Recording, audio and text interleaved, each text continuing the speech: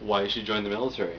Kind of more in response to how one guy said, the military is made to break you down, not build you up. That's the problem. They still put fluoride and chlorine in the water, which, for whatever, I don't know what he's talking about there. Um, but this was in response to my suggestion about U.S. military trying the blood type diet, which a little bit later in the video, or probably a separate video. But in my opinion, that's baloney because what you feel, or like what that person was describing in the breaking down, building back up, uh, is a way to explain the mental isolation you experience and the sudden removal of all things familiar, and that made you a person. For example, clothing and behavior. The adults, guys who had lived on their own, been through college, married, were totally cool with it. Could handle that situation. High school kids, guys who had not really done anything with their lives, would cry and get emotional and get upset about things. They're also the people who would most likely kind of stumble and make little mess ups here and there. So uh, something to consider, and actually this is kind of the way I handled my military experience, whether I realized it or not. And this was the way a guy explained his experience going through uh, the French Foreign Legion training out in the desert. He said I viewed it like training as a monk, and that's pretty much the way I viewed it all. The way I handled the experience was, okay, there's a routine here, and we just go about that routine, and we just do what is told of us, and we just follow and go here and there, and that's all is expected, and that's actually very just easy to accept and accommodate.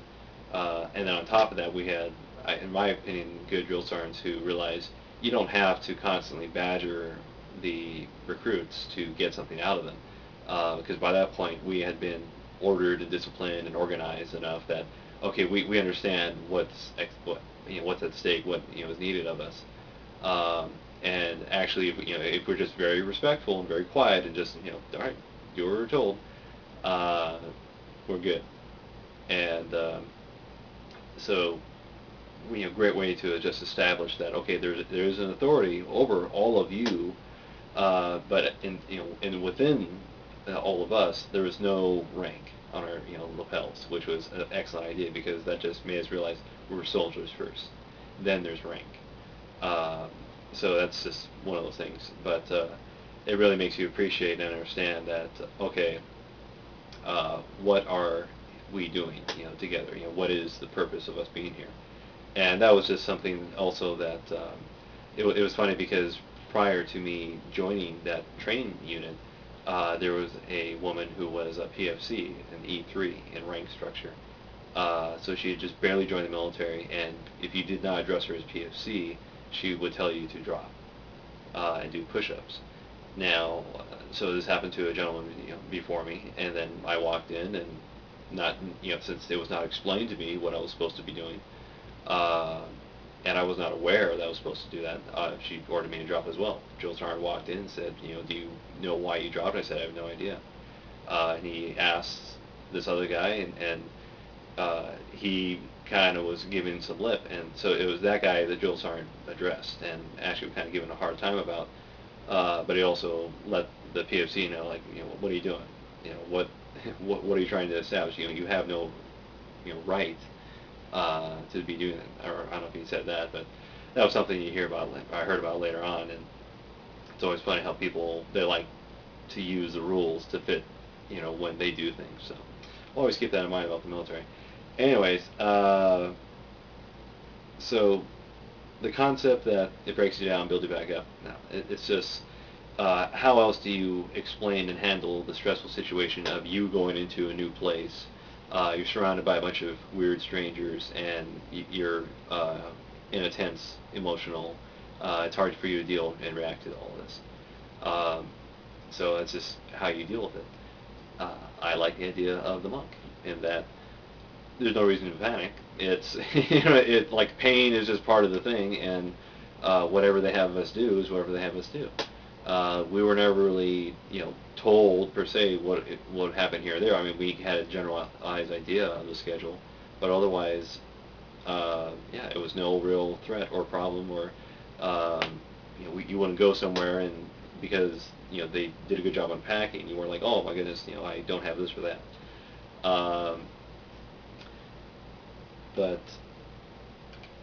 the see, something else I wanted to get at in one of these videos was, sorry about the dead air.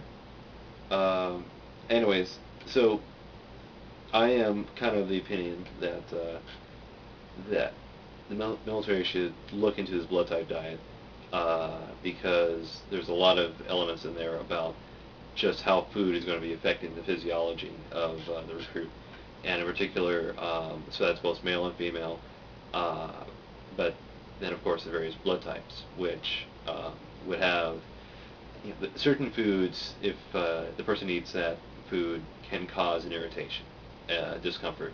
And then, in my case, I started suffering shin splints for a long time, and it's one of those nebulous, what causes it? Oh, well, exercising for some people, like, okay, well, how do you not cause it? And there was no real explanation, and I'm kind of curious and thinking now, maybe it's because I was eating red meat, which was making my blood more acidic, and so parts of my body that are strained more, being used more, it's hurting. It's causing a disservice there.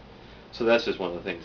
And then on top of that, because it's such a stressful situation in the military, there's a certain number of herbs and chemicals like ginseng and ginkgo biloba that you could, just hey, I mean, if all the places to have something that basically improves your metabolism, helps you fight, or helps your immunity, helps your mental clarity, helps you just be a sharper individual, and then on top of that, it's just going to, as you're being so physical, it helps in that area as well. Go for it. So that's just something to consider. What else? The